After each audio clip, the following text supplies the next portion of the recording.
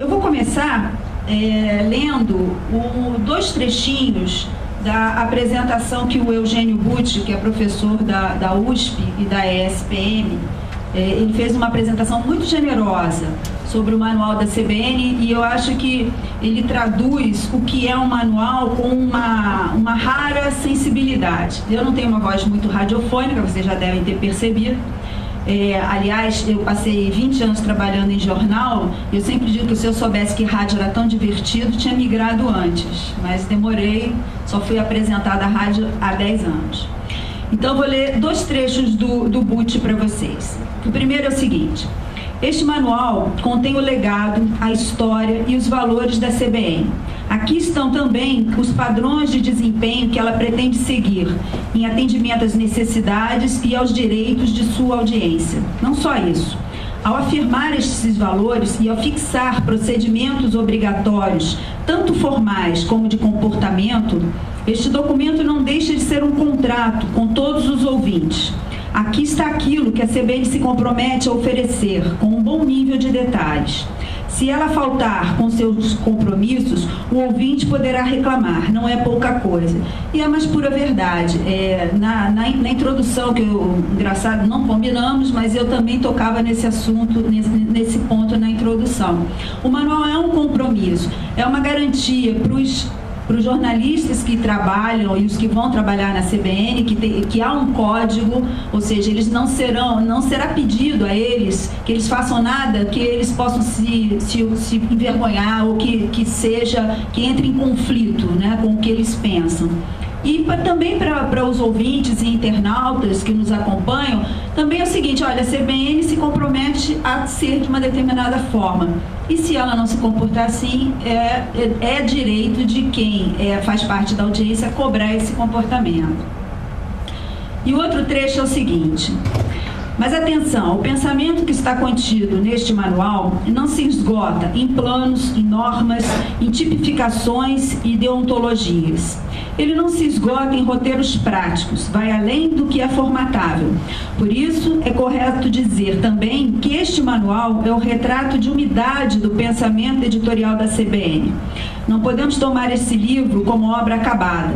O que está aqui é um processo. Um bom manual de jornalismo nasce pronto para ser reformado amanhã e depois de amanhã e assim sucessivamente.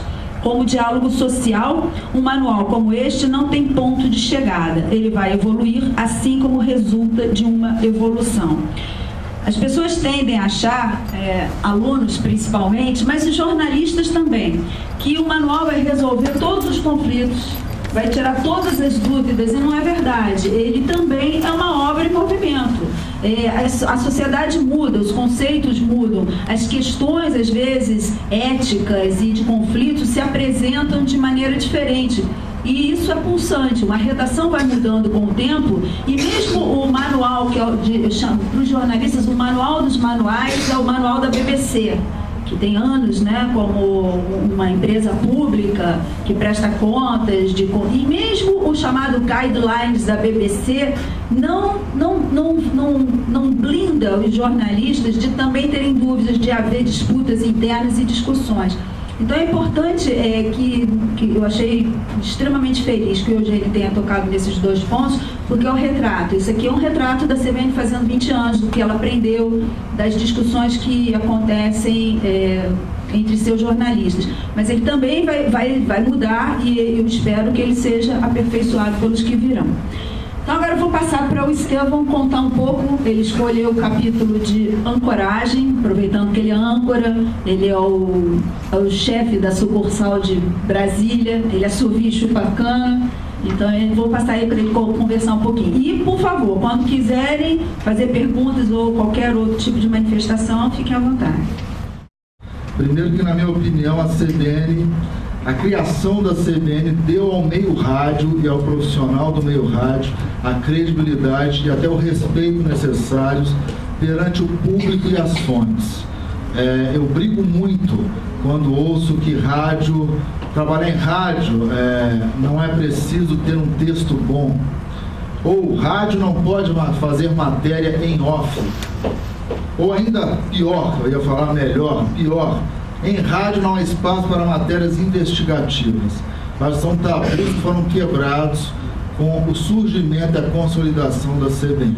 Há espaço para matéria investigativa, o jornalista que não escreve bem não pode trabalhar em rádio, né? E nós fazemos matéria em off sim, porque aqui em Brasília, se você não fizer matéria em off, como ontem no caso da queda do ministro do Esporte, nós entramos no início da tarde cravando que ele tinha sido demitido, que nós conversamos com a fonte do Palácio do Planalto. Não dá para dizer quem é a fonte. Então, em rádio, nós podemos sim entrar, aguentando as consequências de um provável erro, mas entrar com matéria quente, com informação quente e em off. Aqui em Brasília, quando você liga o gravador, ninguém fala nada. Ou saem aquelas frases que não tocam ninguém. Você desliga o gravador, aí sim a fonte fala o que aconteceu nos bastidores.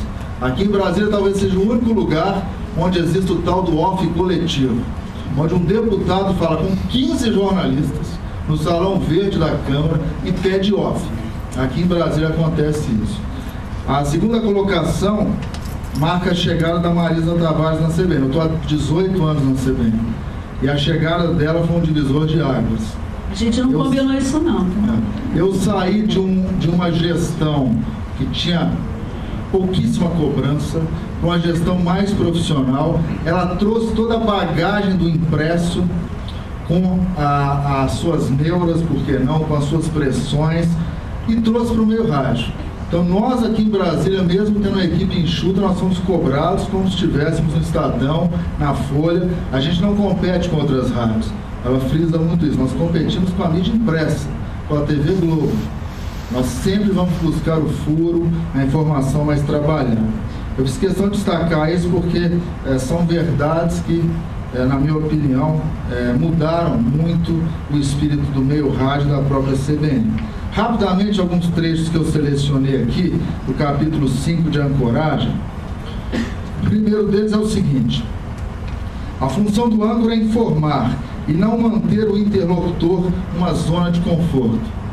Entrevistar alguém é muito difícil, principalmente num programa que dura quase 2 horas e meia, e onde muitas vezes você não tem muito tempo para se inteirar da situação. No CBN Brasília a gente fala de política, gastronomia, cultura, esporte, economia, e temos que ter um pouco de informação de cada área dessa.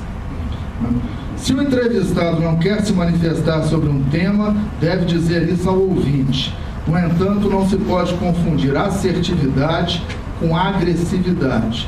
O âncora deve fazer as perguntas e insistir se a resposta for inadequada ou pouco transparente, mas nunca entrar no campo da indelicadeza. Eu confesso que procuro seguir à risca isso que está no manual, né? Tem uma passagem que eu gostaria de dividir com vocês, que foi talvez um dos momentos mais tensos na relação da CBN com o governo Arruda. Nós tínhamos marcado uma entrevista com a Arruda, eram 10 horas da manhã, às 10h20 o Arruda não tinha chegado. Às 10h07 eu comecei. Deveríamos estar conversando com o governador José Roberto Arruda. Ele não chegava. Eu falei umas 10 vezes isso. Ele estava no carro ouvindo a rádio. Vocês imaginem como ele entrou na rádio e no estúdio. Ele não chutou a porta, mas esteve perto de fazer isso. Ele entrou esbaforido. Eu estava no ar. Ele não pediu licença, sentou e eu comecei a entrevistar. O clima, claro, foi muito tenso. No primeiro intervalo houve uma discussão pesada e nós voltamos para o intervalo com todo o profissionalismo e tentamos conduzir a entrevista.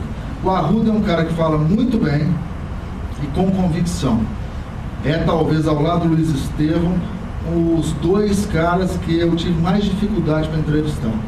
Porque eles podem não ter a razão, mas eles têm o poder do convencimento, por dominarem a fala muito bem, né? Principalmente para a mídia eletrônica. Então, no final da entrevista, ele me desafiou no ar. Você falou que eu cheguei atrasado, então eu te desafio. Vamos marcar amanhã uma entrevista e eu vou chegar no horário. Claro, me tentando colocar uma tremenda saia justa.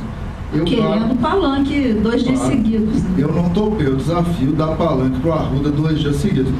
Mas são situações que o âncora tem que estar preparado. Outro episódio envolvendo a Arruda foi quando nós conversávamos sobre o bezerrão, que virou, infelizmente, um elefante branco, moderno estado. Só teve uma partida importante, o polêmico amistoso entre Brasil e Portugal, e eu questionei sobre o valor do contrato da obra. Nesse ponto eu não estava preparado. Ele, na primeira resposta, jovem, eu acho que ele falou jovem, você tem que ser mais responsável nas suas colocações. Eu já tomei um torpedo no peito na primeira resposta dele. Não foi esse o valor. E nós erramos muito. Eu não estava embasado, eu não tinha a prova de que o valor que eu tinha dito correspondia à realidade. Fui salvo pela coordenadora de jornalismo, Edileuza Macedo, que entrou esbaforida no estúdio, trazendo a página impressa do portal do GDF. Eu desmontei o Arruda com a ajuda da Edileuza, ao retrucá-lo com a seguinte afirmação: mas, governador, então o senhor tem que brigar com o pessoal do site do GDF, que esse valor que eu citei está no portal do GDF. Claro que ele se esquivou, ficou sem graça, mas eu fui salvo pela Edileuza. Foi uma das principais lições. Nunca questione o entrevistado sem ter em mãos material que o embase, caso ele venha te contradizer. E o terceiro episódio de ancoragem foi no embate entre Roriz e Geraldo Magela. Foi um debate de 1 hora, foi um grande erro nosso aqui em Brasília.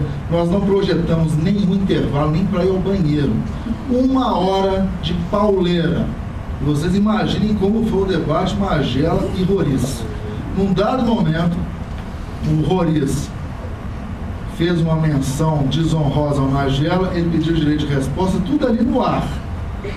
O Paulo Júlio era o coordenador, o gerente da época. Eu olhei para trás, ele estava apavorado no vidro. A gente não sabia muito o que fazer. E o Roriz falou o seguinte: olha, se você concedeu direito de resposta para ele, eu me levanto aqui agora. E simulou que estava passando mal.